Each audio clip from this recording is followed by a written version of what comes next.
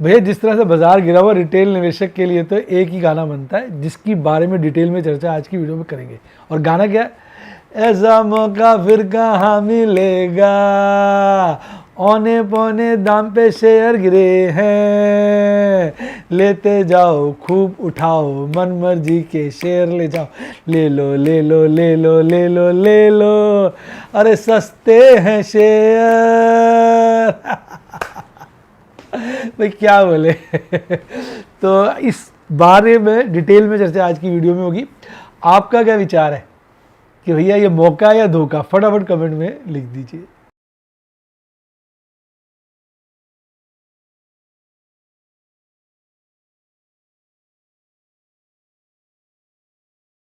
Share बाजार में assured या गारंटीड प्रॉफिट की उम्मीद नहीं रखनी चाहिए, या कभी भी किसी भी वक्त कोई भी अनएक्सपेक्टेड इवेंट की वजह से बहुत बड़ा घाटा हो सकता है, जिसके चलते आदमी की सारी पूंजी तबाह हो सकती है और वो फेल भी हो सकता है। शेयर बाजार बहुत ही खतरनाक जगह है, यहाँ एक भूल ही फाइनेंशियल तबाही के लिए काफी है।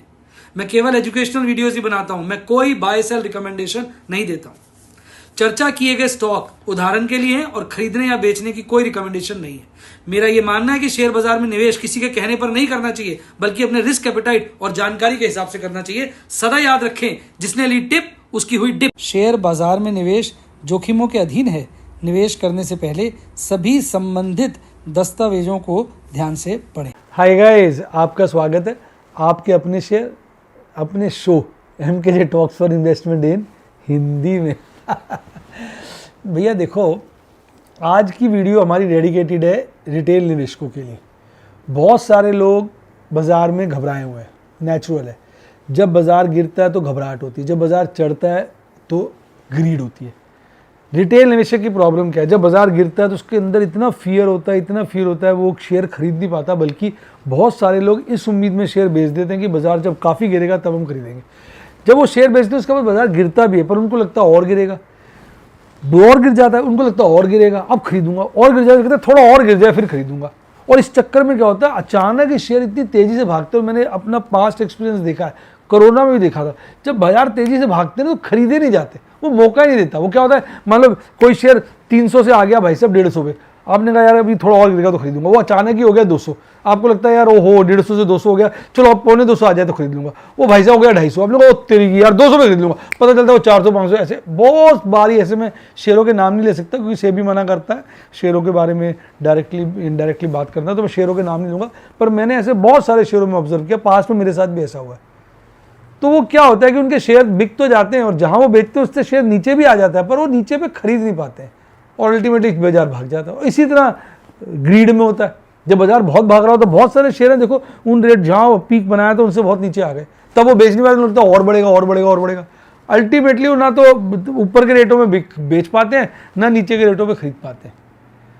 उनको एक सिस्टम बनाना चाहिए जिसके हिसाब से खरीदना चाहिए। जैसे बाजार गिरा हुआ है, आप आइडिया लगाओ, दिमाग लगाओ कि बाजार कहाँ तक गिर सकता है। आपको लगता है जहाँ पे आज बाजार खड़ा हुआ है वहाँ से मान लो X पॉइंट गिर जाता है, तो आपको भी X पॉइंट और गिर सकते हैं। तो X को डिवाइड बाय 4 कर दो। आप 4 पार्ट्स में इन्वेस्ट करना चाहते हैं, 5 में करना चाहते हैं X डिवाइडेड बाय 5 कर दो, 3 में करना चाहते हैं X डिवाइडेड बाय 3 कर दो। उसको अमाउंट को हर फॉल पर 3 पार्ट्स में डिवाइड कर दो, उतने उतने फॉल पे अमाउंट को लगाते जाओ। तो ऐसे अगर आप कोई स्ट्रैटेजी नहीं बनाएंगे और सोचेंगे मैं बॉटम पकड़ लूँ, तो बॉटम आएगा ही नहीं, समझेंगे नहीं, वो बॉटम बनेगा ही नहीं। आप बॉटम खोजते रहोगे, बॉटम जब बनेगा तो आपसे खरीदा नहीं जाएगा, फिर जब भाग जाएगा आप उसी बॉटम के रेट की इंतजार करोगे और अल्टीमेटली शेयर खरीदे ही नहीं जाएंगे। तो हमें नहीं पता होता है ऐसी ट्रेजिक सिचुएशन में बाजार कहाँ तक गिरेगा और कहाँ से करेक्शन लेगा। तो अपने रिस्क एपेटाइट के साथ खरीदीजिए विद पिंच ऑफ सॉल्ट। ये मेरा ओपिनियन है भाई, अगर अच्छा लगे तो आप अपनी रिसर्च करें, लोगों से बातचीत करें, अपने फाइनेंशियल एडवाइजर से कंसल्ट करें, फिर डिसाइड करें। मेरे कहने से कोई भी डिसीजन कभी भी मत लेना। मैं जनरल डिस्कशन करता हूँ, ज्ञान बढ़ाता हूँ, मार्केट में क्या हो रहा है उसके बारे में बताता हूँ, मैं कोई बाय सेल रिकमेंडेशन नहीं देता। तो ये है रिटेल निवेशकों की समस्या और हल्का सा उसका निवारण। बाकी आप अपना सही परफेक्ट निवारण जो आपके रिस्क एपेटाइट रिस्क प्रोफाइल को सूट करता हो अपने फाइनेंशियल एडवाइजर के हिसाब से करें। वो रिटेल इन्वेस्टर का मतलब होता है वो इन्वेस्टर जो लंबे पीरियड के लिए पैसा इन्वेस्ट करता है। वो ये नहीं कि आज खरीदा 10 दिन बाद बेच देगा। अगर आप आज सोचो आज खरीद के 10 दिन बाद बेचोगे, उससे 10 दिन बाद शेयर और गिरा पड़ा तो और घाटे में बिकेगा। ये होता है लंबे पीरियड के लिए, लंबे निवेशकों के लिए। तो उनको ऐसे इन्वेस्ट करना चाहिए, जब बाजार में फॉल आता है तो टुकड़ों टुकड़ों में इन्वेस्ट करना चाहिए। टुकड़े किस लेवल के, मैंने आपको उसका तरीका भी हल्का फुल्का मैंने आपको सिस्टम बताया कि भाई इस तरह से लोग प्लान करते हैं। मैं तो डेली बेस पे कुछ ना कुछ खरीद ही रहा होता हूँ, हालांकि मैं ट्रेडिंग भी करता हूँ, तो मैं ट्रेडिंग करता हूँ, ट्रेडिंग में से प्रॉफिट होता है, कुछ पैसे आते हैं तो खरीद लेता हूँ नीचे के रेट पे, और जब बढ़ता है बाजार तब मैं बेचता भी रहता हूँ। तो मैं तो हर तरह के काम करता हूँ, समझे मेरी बात को।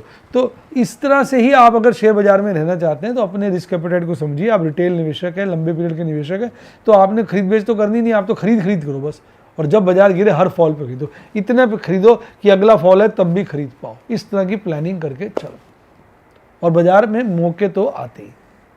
तो ये था मेरा जनरल आज का चर्चा। अब बात करते हैं आज का बजट।